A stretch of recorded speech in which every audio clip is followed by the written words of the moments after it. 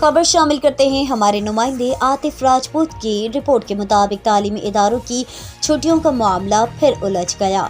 NCOC की जानिब से स्कूलों में 3 जनवरी से छुट्टियां देने की हिदायत, ताहम महकमा दाखिला सिंध ने सर्दियों की तातीलात का शेड्यूल दोबारा मुरतब करने का नोटिफिकेशन जारी कर दिया। तफसीलात के मुताबिक सिंध के तालीमी इदारों में 20 दिसंबर बरोज़ पीर से मौसम सरमा की तातीलात का ऐलान किया गया है, जबकि एनसीओसी ने 3 जनवरी से छुट्टियां देने की हिदायत दी है।